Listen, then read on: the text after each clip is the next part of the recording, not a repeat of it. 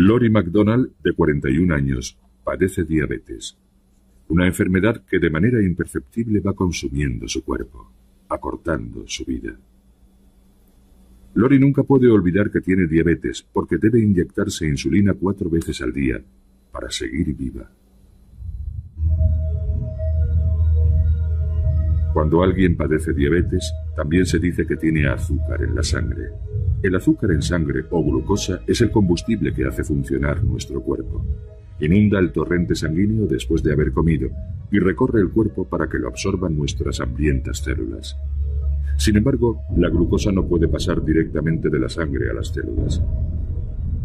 Para atravesar las membranas celulares, la glucosa necesita la ayuda de una hormona llamada insulina. Los diabéticos como Lori no producen insulina. Las células de su cuerpo no pueden conseguir la comida que necesitan de forma natural, y sin su inyección de insulina, Lori moriría. Pero la insulina artificial no es una cura, porque a diferencia de la insulina natural, no puede mantener el nivel de azúcar en sangre estable. Aunque compruebe sus niveles de azúcar 4 veces al día, Lori jamás estará completamente segura de tenerlo bajo control. Por la noche, mientras duerme, su cuerpo a veces se queda sin glucosa, privando al cerebro de su suministro de energía, y sin saberlo, Lori cae en coma. Mi diabetes está en un punto ya que no me doy cuenta de cuándo paso de estar dormida a inconsciente. Así que generalmente no sé cuándo voy a perder el conocimiento. Y es mi hijo quien me encuentra con convulsiones o peor. Y acabo por despertarme en una ambulancia o en el hospital.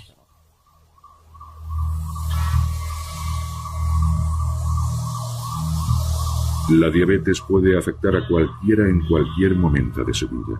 La mayoría de los diabéticos desarrollan esta patología en la edad adulta, pero entre el 5 y el 10% la padecen durante casi toda su vida.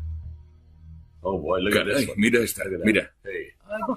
Sí, ahí todavía no era diabética. Mira qué pinta tan buena tenía eso. No solíamos comer dulces porque mi madre era diabética y tenía miedo de que, bueno, tú eres la única en la familia que padeces diabetes. Bueno, que padecías, pero por aquel entonces ya tenía miedo de que desarrollaras la enfermedad. Por eso no dejaba que comieras muchos dulces. Tenía 6 años cuando me diagnosticaron la enfermedad. Estaba en un picnic con mi madre y ella reconoció los síntomas al momento. Le pregunté por qué bebía tanto y me dijo que tenía sed.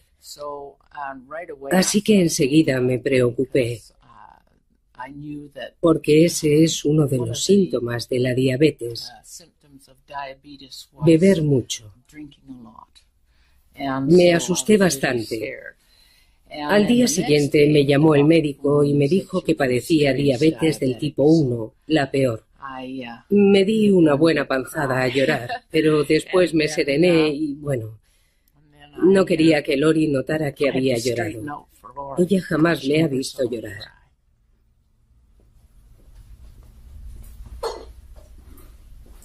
Para Lori, de 6 años de edad, y sus padres, la vida cambió de la noche a la mañana.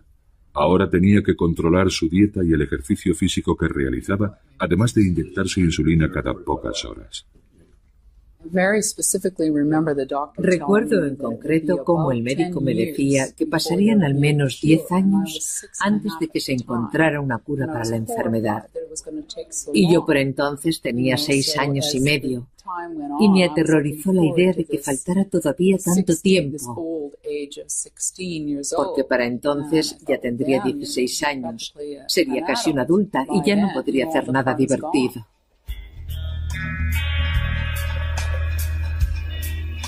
La diabetes se está convirtiendo con gran rapidez en la enfermedad con mayor tasa de mortalidad del mundo. En los últimos 10 años, el número de diabéticos ha aumentado en más de un 30%, y de momento no parece que esta tendencia vaya a cambiar.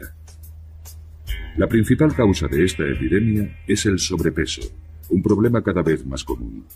Al engordar parece que nuestro cuerpo pierde la habilidad de controlar los niveles de glucosa en sangre. Así es como el 90% de los diabéticos desarrollan la enfermedad y se conoce como la diabetes tipo 2. Sin embargo, el caso de Lori es diferente. Como diabética de tipo 1, no produce nada de insulina. Su cuerpo, posiblemente como consecuencia de algún virus, acabó con todas las células del páncreas que producían insulina.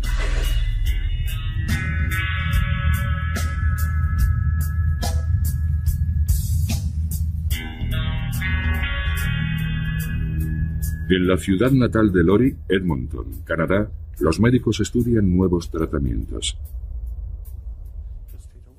El doctor Edmond Ryan dirige la clínica universitaria para el tratamiento de la diabetes. Todos los días atiende a pacientes que sufren complicaciones debidas a la enfermedad. Es una enfermedad muy grave porque provoca muchas otras patologías. Una persona con diabetes tiene mayor riesgo de padecer problemas cardíacos y accidentes cerebrovasculares. También de sufrir enfermedades renales, ceguera, daños en los nervios que pueden desembocar en amputaciones. Y todo esto sin olvidar otros problemas sexuales e intestinales. Las implicaciones y ramificaciones de la enfermedad son terribles. ¿Llevas un registro de tus niveles de azúcar? Sí. ¿Cada cuánto tiempo compruebas tus niveles? Para minimizar las posibles complicaciones, los diabéticos deben llevar un control estricto de sus niveles de glucosa en sangre y compaginar una dieta equilibrada y ejercicio regular con las inyecciones de insulina. Es un arte impreciso que requiere un compromiso total. Veo que por la noche lo tienes algo más alto. ¿Es por algo que comes?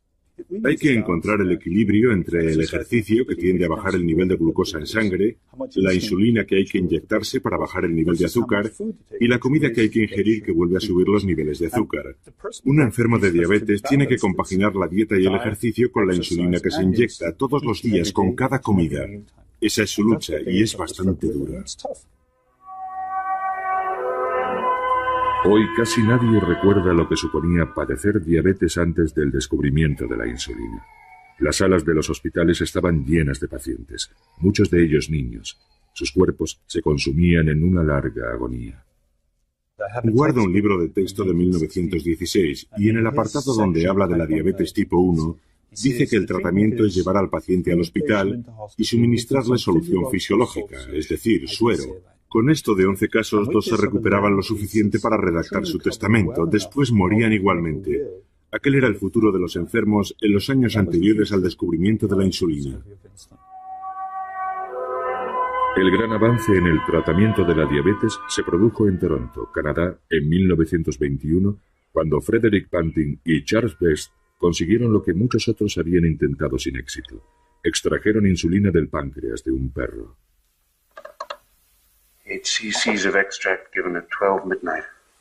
Al volver a inyectar esa insulina en perros diabéticos, casi todos volvían a la vida de forma milagrosa. It's a resurrection. Charlie! El descubrimiento de la insulina fue uno de los grandes logros médicos de la historia.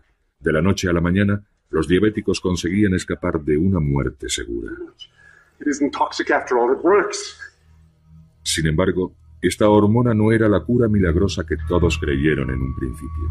La diabetes seguía matando, aunque no tan rápidamente.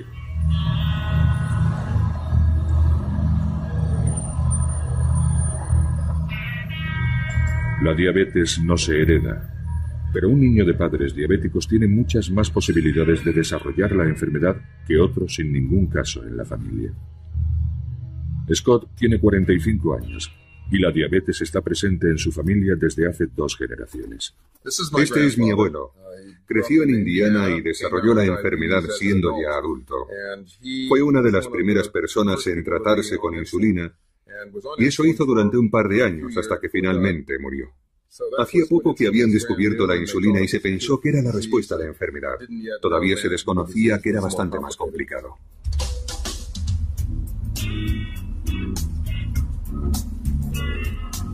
Me diagnosticaron diabetes cuando tenía 22 años. Iba camino de Luisiana para ver a un amigo.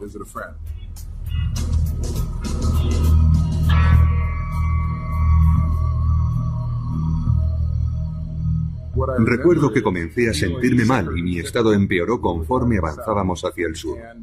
Tuvimos que detenernos varias veces para comprar Coca-Cola o algún otro refresco con azúcar. También noté que algo me pasaba en los ojos, porque no veía bien. Aquella noche no pude dormir. Me encontraba tan mal que fui al médico al día siguiente. Una vez en la consulta le conté lo que me había pasado en los 2 últimos meses y me dijo que tenía diabetes. Pero para estar seguros me midió el nivel de azúcar en sangre y el resultado se salía de las tablas. Era superior a 800. Increíblemente alto. Me llevé una gran sorpresa y lo primero que se me pasó por la cabeza fue mi abuelo, que murió de esta enfermedad. Después pensé que jamás volvería a comer dulces y luego que aquello no me gustaba nada. La forma en que yo me enfrento a los problemas es aprendiendo todo lo que puedo sobre ellos, de modo que acabé convirtiéndome en un experto en la materia. Y ahí es cuando comencé a investigar sobre la diabetes. Creo que las personas que no padecen diabetes no nos entienden. Cuando piensan en un enfermo de diabetes, piensan en el fastidio de tener que inyectarse insulina a uno mismo. Pero eso no es lo peor. Cualquier diabético le dirá que uno se acostumbra enseguida. El problema es el control estricto y constante de los niveles de azúcar en sangre, no las inyecciones. Si con ponerse 2 inyecciones al día bastara y no hubiera que preocuparse más por el nivel de glucosa, sería una enfermedad menor. Pero es mucho más que eso, porque si te quedas corto con la insulina, el nivel de azúcar en sangre se dispara y si te pasas, se desploma. En la actualidad uno tiende a mantener los niveles lo más bajos posibles, así que por lo general estamos más cerca de caer en un coma hipoglucémico. Todos los días, diabéticos como Scott se mueven por la fina línea que separa niveles altos y niveles bajos de azúcar. El órgano que depende por completo de la glucosa es el cerebro. Cuando el nivel de glucosa de Scott cae demasiado, su cerebro deja de funcionar y cae en un coma diabético. Pero tener un nivel alto de glucosa en sangre es igualmente peligroso para la salud de Scott. Deteriora su cuerpo silenciosamente y de forma gradual, corroyendo y dañando los vasos sanguíneos que alimentan órganos como los ojos, los riñones y el corazón. Lori lleva casi toda la vida conviviendo con la diabetes. Cuando se quedó embarazada de su hijo Ben, la diabetes y el estrés al que sometió a su cuerpo le dañaron los riñones. Le dijeron que no viviría mucho. Desde el principio decidí tener una vida corta, pero pasarlo en grande, hacer el loco, lo que me diera la gana. Y después dejar un bonito cadáver. Ese era el plan.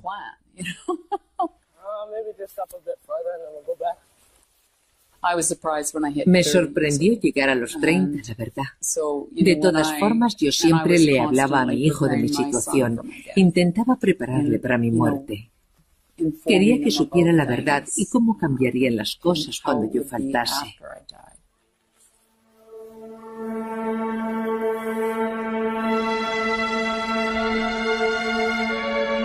Además de las complicaciones derivadas de su diabetes, Lori luchaba a diario por controlar su nivel de azúcar en sangre. Inyectarse la cantidad de insulina adecuada no es una ciencia exacta, y Lori descubría que a veces sus niveles bajaban demasiado.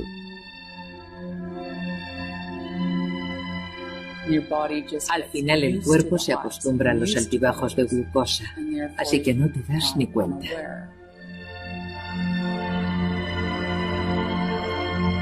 Cuando el nivel de glucosa baja demasiado, la mayoría de los diabéticos se sienten débiles o tienen temblores, pero el cuerpo de Lori no mostraba ningún síntoma.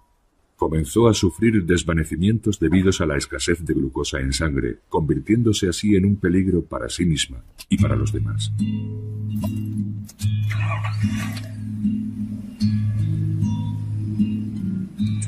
Conducir es peligroso, porque nunca sé si estoy al 100%. A veces voy conduciendo por la carretera y comienzo a sentir que pierdo la concentración, que no veo bien, que tengo problemas para distinguir las líneas discontinuas.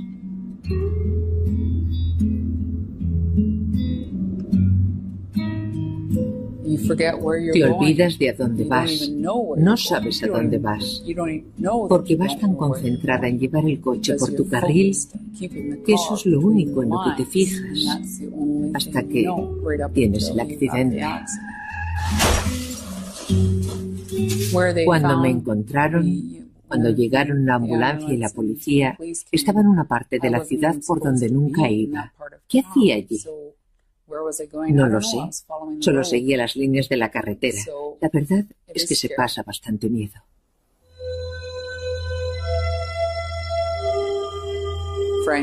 Sinceramente, yo ya no esperaba que encontrasen ningún remedio o cura para mí.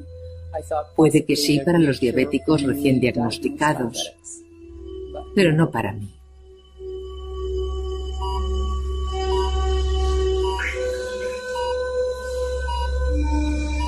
Hasta hace poco, el único tratamiento para la diabetes tipo 1, como la que padece Lori, era un trasplante de riñón y páncreas. Si se encontraban órganos compatibles, los médicos reemplazarían sus riñones desgastados por la diabetes y el páncreas defectuoso. Pero los trasplantes de órganos son peligrosos y con frecuencia fallan. Así que los médicos investigan otros procedimientos que no requieran cirugía mayor y que algún día nos conduzcan a la cura.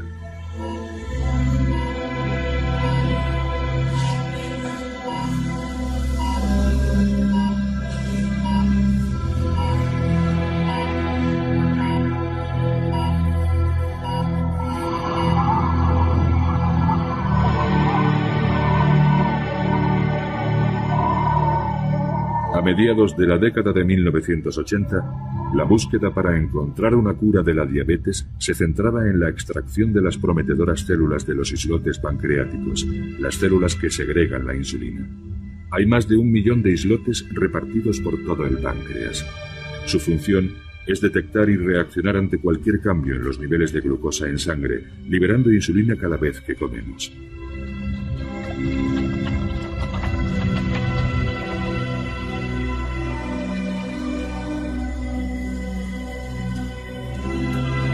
En la Universidad de Alberta, en Edmonton, el doctor James Shapiro pensó que las células de los islotes eran la clave para curar la diabetes.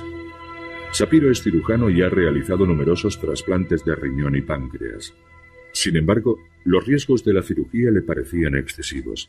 Además, estaba convencido de que el trasplante de los islotes era un procedimiento más seguro y eficaz.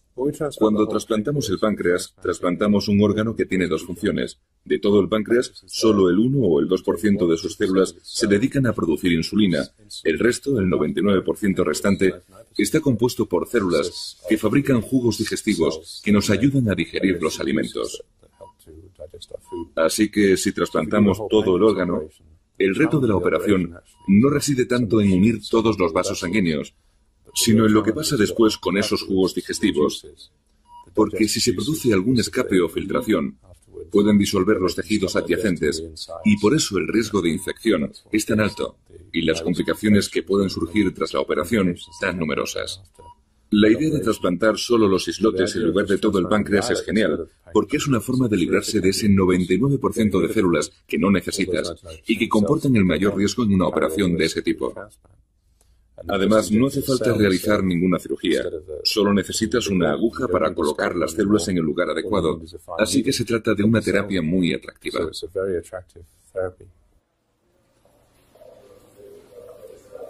El trasplante de los islotes era una especie de chiste entre los especialistas de todo el mundo. Se había intentado centenares de veces, pero el porcentaje de éxito era de tan solo un 8%. James Shapiro pensó que podía mejorar esas estadísticas implantando más islotes y cambiando los fármacos que se utilizaban hasta entonces para evitar el rechazo. Sus pruebas demostraron que muchos de esos medicamentos eran tóxicos para las células de los islotes.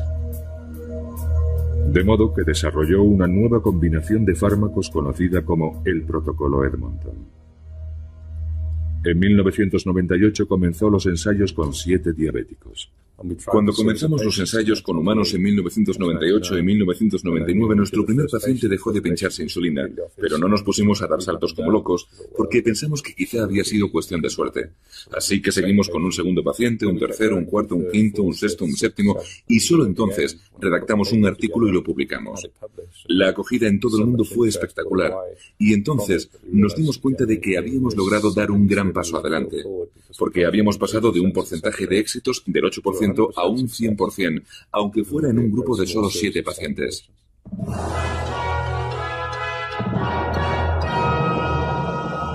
Gran avance en la lucha contra la diabetes. Investigadores canadienses han desarrollado un tratamiento para el tipo más duro de esta enfermedad mortal que podría eliminar la necesidad de inyectarse insulina. El protocolo de Edmonton era un gran adelanto.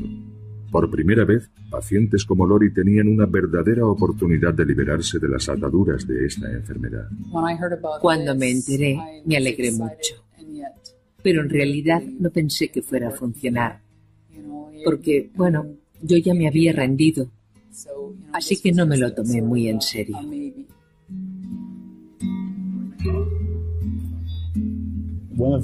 Una de las primeras cuestiones que planteamos a los que querían someterse al trasplante de islotes era: ¿cuál es tu mayor preocupación en relación con la diabetes? Si su respuesta era: me da miedo irme a dormir porque no sé si volveré a despertarme, o me da miedo conducir, o me da miedo quedarme solo con mis hijos porque no me fío de mí, eso me daba una idea de la gravedad de su problema y de si podríamos ayudar con el trasplante de islotes. Bien, ahora voy a tomarte la tensión. El trasplante Edmonton es solo una opción para aquellos que padecen una diabetes severa. Los pacientes deben evaluar si el peligro de su diabetes supera al del trasplante, o más concretamente al del cóctel de medicamentos contra el rechazo que tendrán que tomar después de la operación. Un poco alta, ¿no? Aunque podemos conseguir liberarlos de la insulina y proporcionarles un buen control de los niveles de glucosa en sangre, eso tiene un precio. Y lo pagan al tomar fármacos inmunosupresores y al asumir el riesgo de la intervención. Por eso es muy importante que los pacientes comprendan lo que hay en juego, que no se trata de una simple cura de la diabetes. No es una cura todavía porque cambian la insulina por los inmunosupresores. Si la diabetes es grave, quizá les merezca la pena. Y es entonces cuando nos ponemos manos a la obra. Me daba igual cuáles fueran los efectos secundarios, si me proporcionaba un control fiable al 100%, si recuperaba mi vida. ¿Cómo me podían importar los efectos secundarios? Lo que quiero decir es que no importa cuál sea el coste o a qué debas renunciar, porque recuperar el control de tu vida es algo que no tiene precio.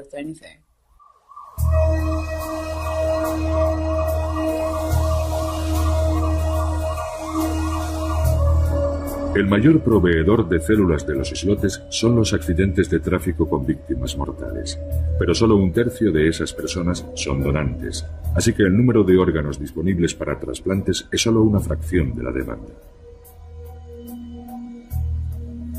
El doctor Jonathan Leakey es el jefe del laboratorio de aislamiento de islotes de Edmonton. Un páncreas humano contiene hasta 1 millón de células islote, pero más de la mitad se pierden en el proceso de su extracción, de modo que tienen que morir 2 personas para realizar un solo trasplante. Este es un páncreas pequeño. Normalmente son el doble de grandes.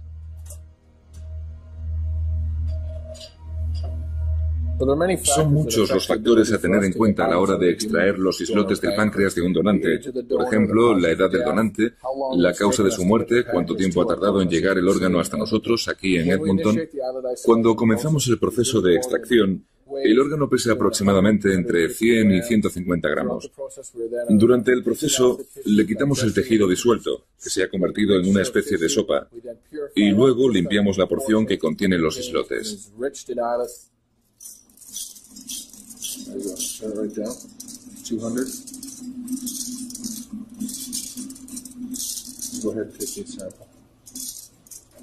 Y al final del procedimiento tenemos solo unos 3 o 4 centímetros cúbicos, es decir, una cucharadita de células que después trasplantaremos al paciente diabético.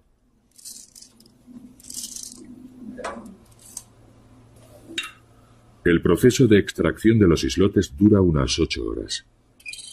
El Dr. Leakey toma muestras de células constantemente para saber cuál es el momento óptimo para su extracción. La ciencia de la extracción de los islotes es casi un arte, porque hay que tomar decisiones muy importantes durante todo el proceso. Y aquí la experiencia y el saber hacer desempeñan una función crucial. Si tomas la decisión equivocada o lo haces demasiado tarde, entonces los islotes se disocian o se separan en células individuales.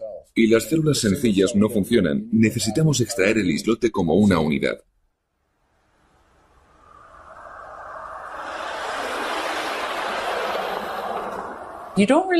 No tienes tiempo de tener miedo, porque te llaman, tienes que hacer la maleta a toda prisa y llegar al hospital lo antes posible. Bueno, ¿lista? No te dicen, bueno, dentro de una semana te haremos el trasplante. Es, ven ahora. El trasplante de islotes pancreáticos es un procedimiento relativamente sencillo. Nada más llegar, suministran a Lori unos fármacos que inhiben su sistema inmunitario antes de que le inyecten los islotes en la vena porta que va al hígado. Todo el procedimiento se hace bajo anestesia local, pero eso no significa que no haya ningún riesgo. Aunque el procedimiento parece muy sencillo y solo necesita anestesia local, son varias las cosas que pueden salir mal. Para empezar, introducimos una aguja en el hígado. Es lo que se llama un procedimiento invasivo, y eso puede producir una hemorragia, o incluso que se formen coágulos en la vena que va al hígado, lo que en raras ocasiones podría desembocar en un verdadero desastre, como un fallo hepático que hiciera necesario un trasplante, o incluso en la muerte del paciente. Así que tenemos que ir sobre seguro, ya que aunque el riesgo es pequeño y lo normal es que no suceda nada, tenemos que estar seguros de que merece la pena arriesgarse.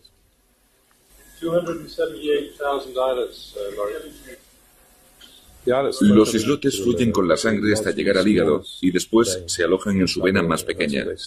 Allí se instalan y probablemente se ponen a trabajar inmediatamente. Después del trasplante, el paciente no necesitará insulina de inmediato y su nivel de glucosa en sangre bajará a niveles normales. Por eso creo que los islotes funcionan nada más implantarse. También creo que con el paso del tiempo mejora su rendimiento, lo que sucede unos días después de la intervención. De hecho, surgen nuevos vasos sanguíneos alrededor de los islotes y así pueden reaccionar ante el nivel de azúcar en sangre con más eficacia. Lo que temes es que no funcione. Tienes miedo de que no salga como esperas, porque es un milagro.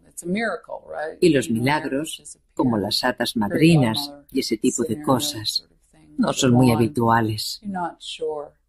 Tenía miedo de que estallara la burbuja. Lori había vivido con diabetes más de 30 años, pero tan solo unos días después de su trasplante de islotes, la enfermedad desapareció. Su vida cambió.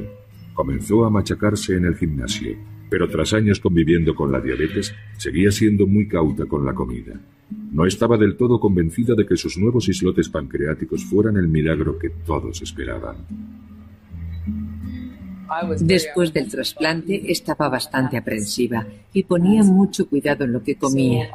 Entonces me explicaron que tenía que dar trabajo a las células para hacerlas funcionar. Así que de repente no solo podía comer, sino que debía comer. Comencé con algunas cosas y vimos que las células funcionaban bien. Según parece, con el tiempo maduran y su rendimiento mejora. Los nuevos islotes de Lori no son una cura. Para que funcionen, tendrá que tomar a diario un cóctel de medicamentos inmunosupresores durante el resto de su vida. Evitan que su cuerpo mate a las células de los islotes, pero también reducen su habilidad para luchar contra infecciones comunes. Antes no solía acatarrarme, no cogía ni la gripe, pero el verano pasado me resfrié, la cosa se complicó y acabó convirtiéndose en una pequeña neumonía. Nunca había tenido neumonía antes, así que estoy segura de que se debe a los inmunosupresores que tomo. Como ya dije, este tratamiento tiene un coste. Y los fármacos para evitar el rechazo, bueno, en realidad cualquier cosa que interfiera con el sistema inmunitario siempre se cobra su precio. Se reduce el peligro de rechazo, pero aumenta el de infecciones, que en casos extremos pueden ser mortales.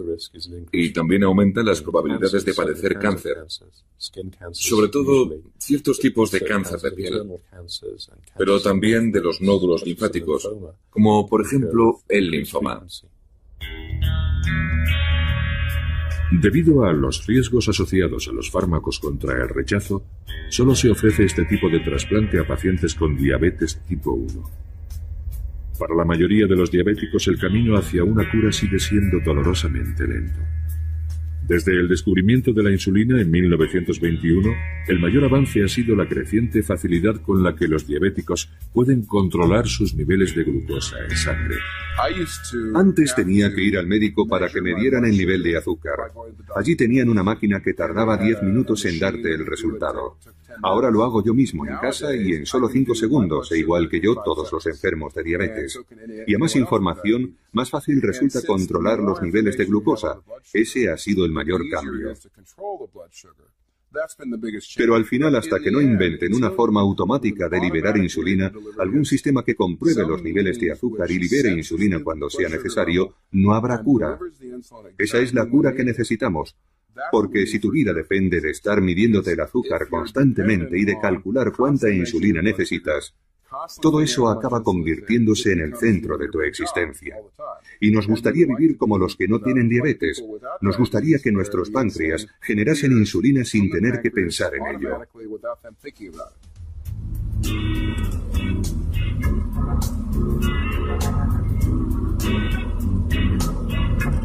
A Scott le diagnosticaron diabetes justo cuando comenzó a trabajar en Wall Street. Gestionaba carteras de valores, pero pronto descubrió que su verdadera vocación era encontrar una cura para la diabetes. Creo que la mayoría de la gente piensa que la diabetes se cura con las inyecciones de insulina, y eso no es cierto. Yo me busqué a alguien que me informó sobre qué se estaba investigando con relación a la diabetes. Me enteré de quiénes iban a ganar dinero con la enfermedad, qué línea de investigación era la más prometedora, y al final me dije, si creo que esto es lo que hay que hacer para encontrar una cura, debería intentarlo yo mismo.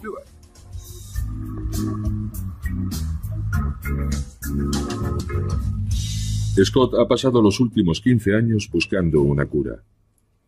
Su empresa, Islet Seed Medical, trabaja en un páncreas artificial donde los islotes se puedan trasplantar sin utilizar fármacos para suprimir el sistema inmunológico. Este es un modelo del páncreas artificial, la lámina o membrana de islotes. Como pueden ver, es del tamaño de una tarjeta de visita y es muy fina. Su grosor es la tercera parte de 1 milímetro. Las células de los islotes están en su parte central. Cuando se implante la lámina en el cuerpo de un diabético, debe situarse en el hígado y, como pueden ver, se parece a ponerse una lente de contacto. Luego se dan unos puntos de sutura en las esquinas para fijarlo bien y funcionará durante meses y años, liberando insulina cuando sea necesario. La lámina cubre por completo las células de los islotes. De esa manera evita que los glóbulos blancos las destruyan, al mismo tiempo que permite su funcionamiento. Porque los nutrientes pasan a través de la lámina procedentes del hígado y la insulina hace lo propio en sentido contrario, controlando así el nivel de glucosa en sangre.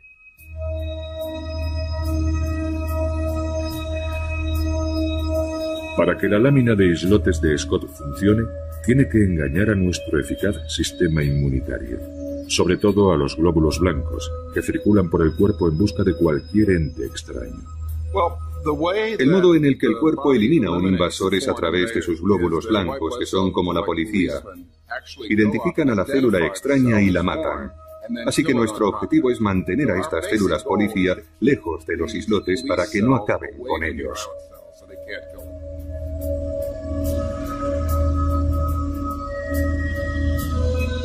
Si los glóbulos blancos detectan una sola célula de los islotes, matarán también a todas las que haya a su alrededor.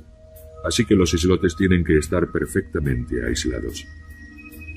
Sin embargo, no solo los islotes deben eludir la presencia policial.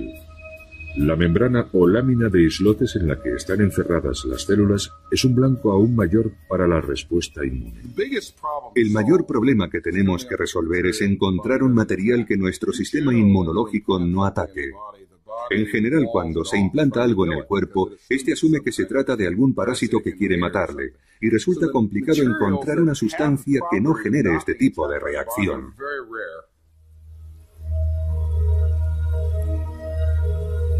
Afortunadamente para Scott, hay un material de origen natural que elude sin problemas las defensas del cuerpo. Una sustancia muy refinada que se obtiene de unas algas y se llama alginato. Es un milagro que algo así exista. No lo entiendo, pero lo cierto es que se trata de una sustancia que el cuerpo no identifica como extraña y por lo tanto no ataca. Y no es algo que hayamos inventado nosotros, sino que se encuentra en la naturaleza y resulta bastante asombroso que además esté presente en las algas. Se le puede dar forma de cápsula o lámina. Se coloca dentro del cuerpo y en un periodo de varios años no produce rechazo, así que es ideal para nuestros propósitos. Scott ha estado probando este tipo de lámina con el equipo de trasplantes de Edmonton. Esperan que sea el próximo gran avance en la lucha contra la diabetes y haga posible los trasplantes de islotes humanos sin necesidad de medicamentos contra el rechazo. ¿Estos son los experimentos con ratones? Sí, estos son los ratones. Algunos llevan el implante de la lámina con los islotes de ratón y tras la intervención, estos animales pasan de ser diabéticos a no padecer la enfermedad. Muy bien.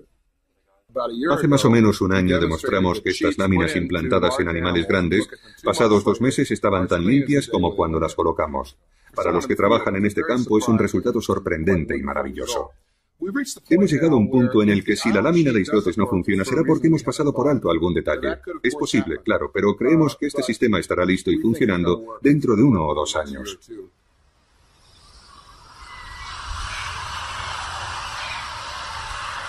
Ahora, el reto para Scott es pasar a los ensayos con humanos.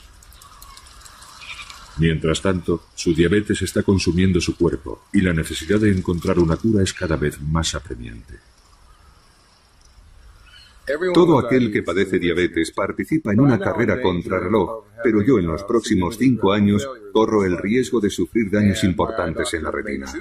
Dentro de 1 o 2 años, mi oftalmólogo me ha dicho que quizá deba someterme a una terapia con láser para ralentizar su degeneración, así que creo que si la lámina de islotes estuviera lista para entonces, mis problemas de retina desaparecerían. De modo que es una carrera contrarreloj en toda regla. Si no encontramos la solución a tiempo, perderé la vista.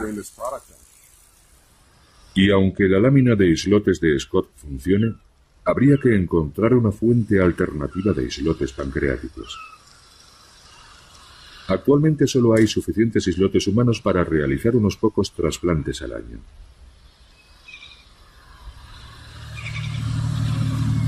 Sin embargo, al otro lado del mundo, un médico investiga un controvertido tratamiento que quizás sea la clave para la cura.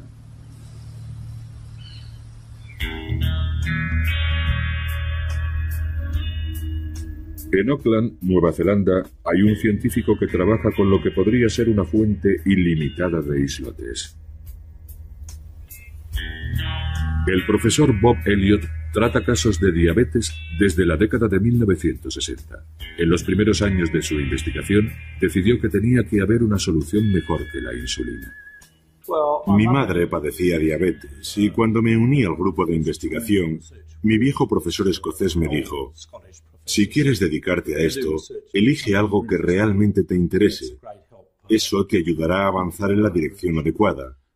Así que elegí la diabetes. Enseguida llegué a la conclusión de que si el problema radicaba en la falta de células que fabrican la insulina, ¿por qué no sustituirlas? Para responder a la pregunta de qué puede sustituir a las células de los islotes, Bob Elliott acudió a una antigua técnica.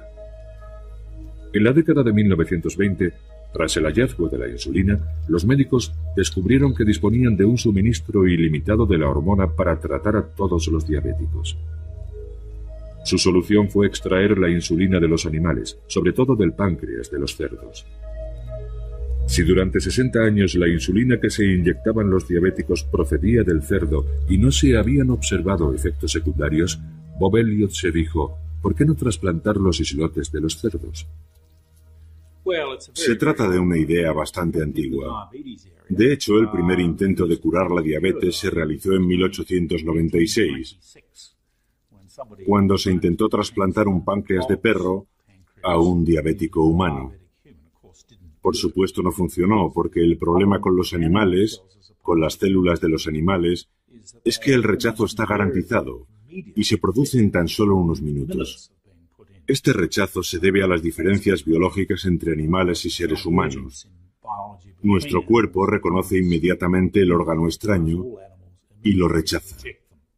Sin embargo, Elliot sabía que la insulina de los cerdos era casi idéntica a la humana, y pensó que si lograba proteger los islotes de cerdo de nuestro sistema inmunitario, quizá el trasplante fuera viable.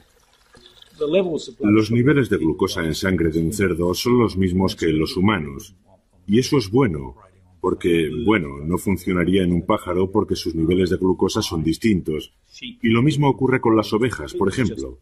Los cerdos se parecen mucho a los seres humanos en ese sentido, de ahí que los escogieran. El primer problema con que se encontraron fue que resultaba muy complicado extraer las células productoras de insulina del páncreas de un ejemplar adulto. Así que el gran avance se produjo cuando decidimos olvidarnos de los cerdos adultos y nos concentramos en los ejemplares más jóvenes.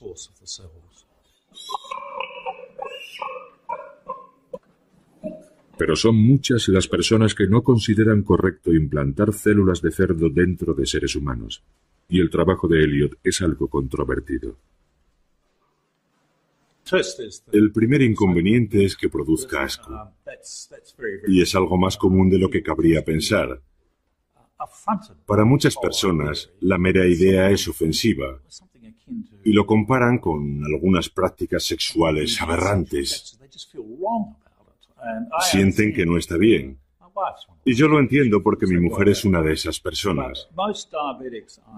Sin embargo, la mayoría de los diabéticos con los que he hablado no tienen este problema. De hecho, me sobran los voluntarios. En 1996, tras utilizar con éxito islotes de cerdo para curar la diabetes en animales, Bob Elliot pasó a los ensayos con humanos. Uno de los primeros voluntarios fue el dueño de una tienda de instrumentos musicales, Michael Hellier. Cuando uno padece una enfermedad tan grave como la diabetes, siempre estás atento ante cualquier tratamiento nuevo. Así que cuando me hablaron de los trasplantes de islotes, enseguida me interesé. Puede que en un primer momento la idea resulte algo chocante, pero si lo piensas bien, no se trata de nada malo. Si padeces diabetes, es una muy buena opción. La insulina de cerdo me ha mantenido vivo, a mí y a millones de personas como yo. Entonces, ¿por qué no utilizar las células productoras de la insulina? Después de todo, son ellas las que se encargan de regular el nivel de glucosa. Se activarán cuando sea necesario y dejarán de funcionar cuando no las necesite. Es lo más parecido a tener islotes propios. En octubre de 1996, Elliot realizó el primer trasplante de islotes de cerdo. El paciente era Michael Hellier. Le introdujeron una cánula a través de la cavidad abdominal y le inyectaron las células de los islotes.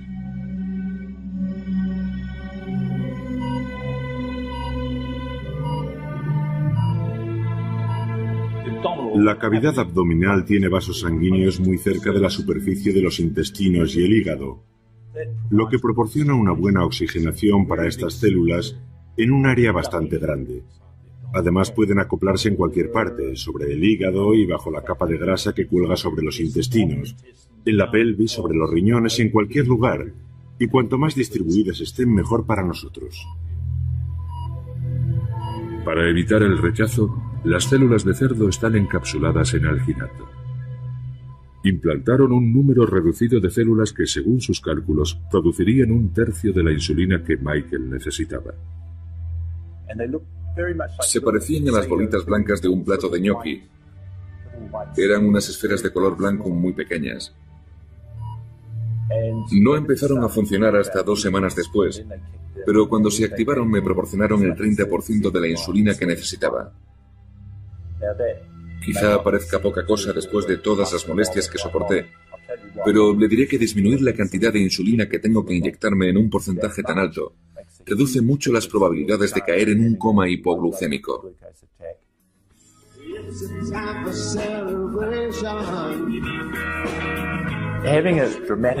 Aquel logro me dio mucha moral,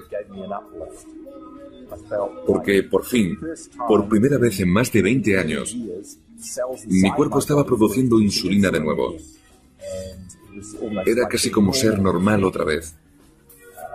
Y eso me animó muchísimo.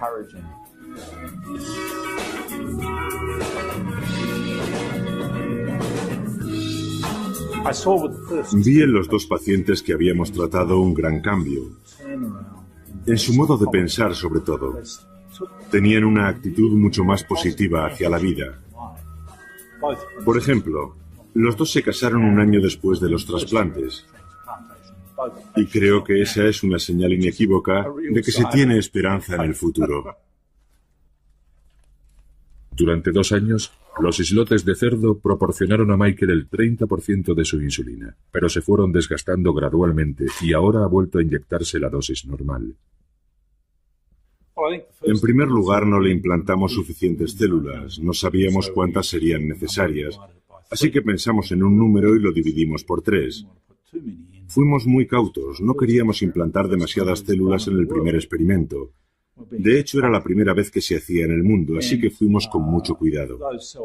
Las células trasplantadas tuvieron que trabajar muy duro, no descansaron. Y sabemos que las células que no dejan de producir insulina día y noche, sin periodos de descanso, se desgastan rápidamente. Bob ha pasado los últimos 5 años mejorando su técnica de trasplante de islotes de cerdo. Sin embargo, el gobierno de Nueva Zelanda, temiendo el contagio de un virus del cerdo al ser humano, ha suspendido los ensayos clínicos.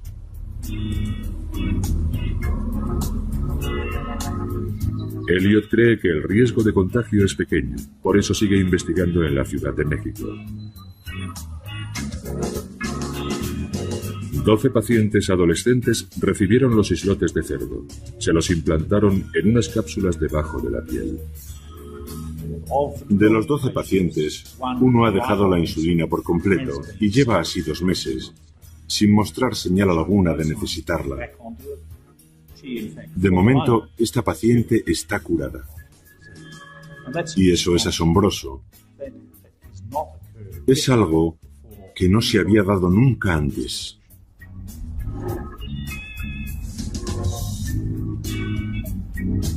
Bob Elliot todavía no ha dado con la cura. Nadie sabe durante cuánto tiempo funcionarán las células de cerdo, y son necesarios más ensayos para mejorar el porcentaje de éxitos. Actualmente es de 1 entre 12. Para Lori McDonald, el trasplante de islotes humanos le ha cambiado la vida. 18 meses después, se siente mejor que nunca, y sus nuevas células siguen proporcionándole la insulina que necesita. Vivir con miedo no es vivir. Y yo ahora me estoy resarciendo de todo el tiempo perdido. Después de más de 1 año sin pincharme y sin tener desvanecimientos de ningún tipo, por fin estoy disfrutando de la vida. Es increíble y sería incapaz de darle un valor, de ponerle una cifra. Pero es como estar de vacaciones de la diabetes. Los pacientes lo llaman cura, pero en realidad no es una cura, porque no vale para cualquier enfermo de diabetes. Lo que sí proporciona a todos es esperanza, porque ven a diabéticos como ellos que han sufrido una intervención menor, que se han librado de las inyecciones de insulina por completo y que además permanecen así durante más de 2 años. De modo que es un gran paso adelante y nos llena de esperanza a todos.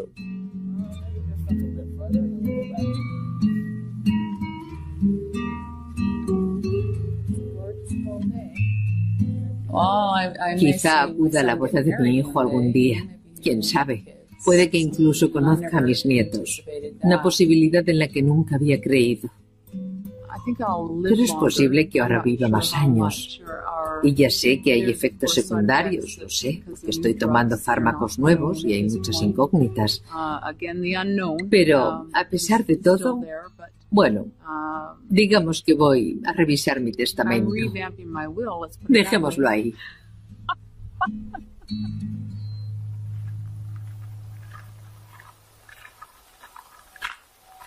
Es demasiado pronto para saber cuánto durarán los islotes de Lori, pero el suyo es uno de los primeros casos en los que la enfermedad ha remitido.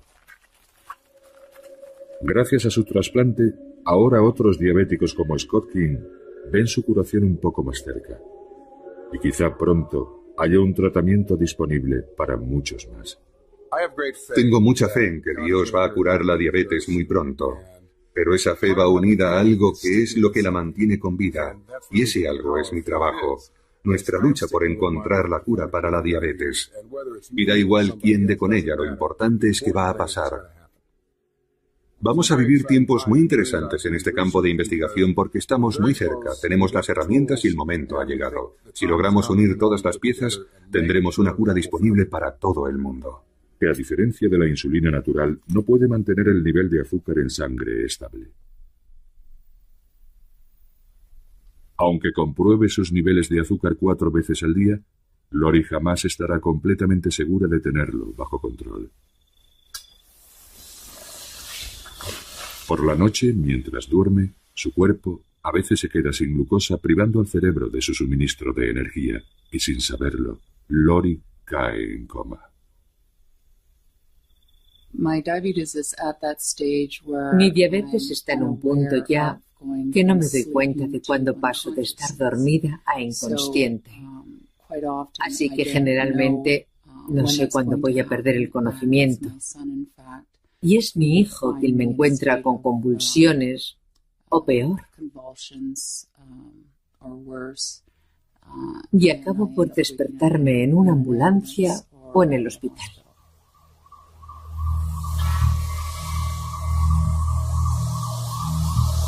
La diabetes puede afectar a cualquiera en cualquier momento de su vida. La mayoría de los diabéticos desarrollan esta patología en la edad adulta, pero entre el 5 y el 10% la padecen durante casi toda su vida. Es como el 90% de los diabéticos desarrollan la enfermedad y se conoce como la diabetes tipo 2. Sin embargo, el caso de Lori es diferente. Como diabética de tipo 1, no produce nada de insulina. Su cuerpo, posiblemente como consecuencia de algún virus, acabó con todas las células del páncreas que producían insulina.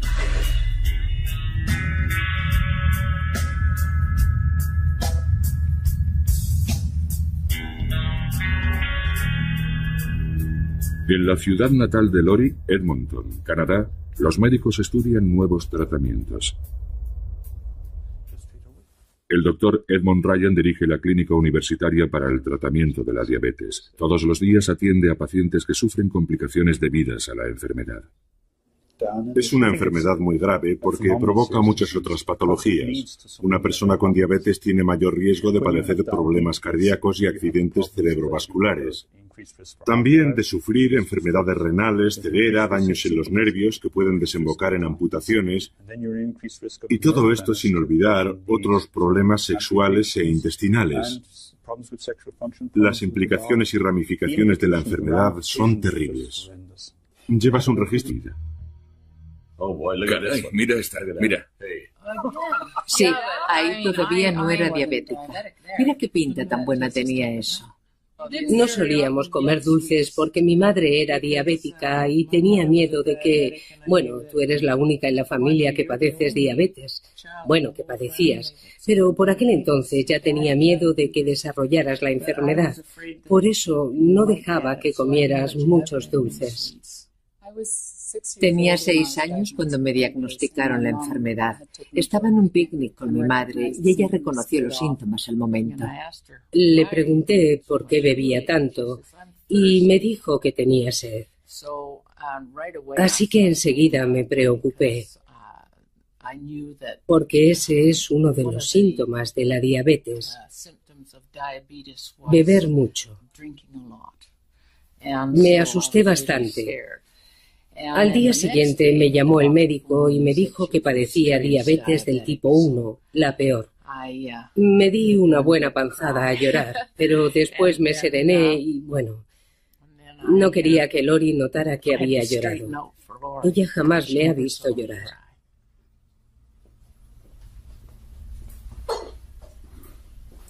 Para Lori, de 6 años de edad, y sus padres, la vida cambió de la noche a la mañana. Ahora tenía que controlar su dieta y el ejercicio físico que realizaba, además de inyectarse insulina cada pocas horas. Recuerdo en concreto cómo el médico me decía que pasarían al menos 10 años antes de que se encontrara una cura para la enfermedad. Y yo por entonces tenía 6 años y medio, y me aterrorizó la idea de que faltara todavía tanto tiempo, porque para entonces ya tendría 16 años, sería casi una adulta y ya no podría hacer nada divertido.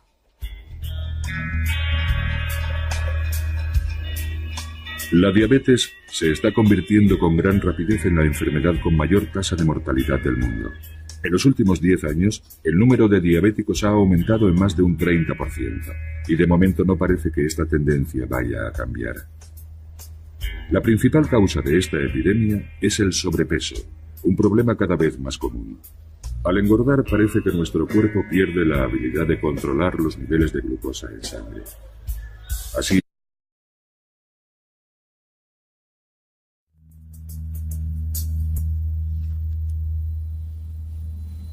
Lori McDonald, de 41 años, padece diabetes, una enfermedad que de manera imperceptible va consumiendo su cuerpo, acortando su vida.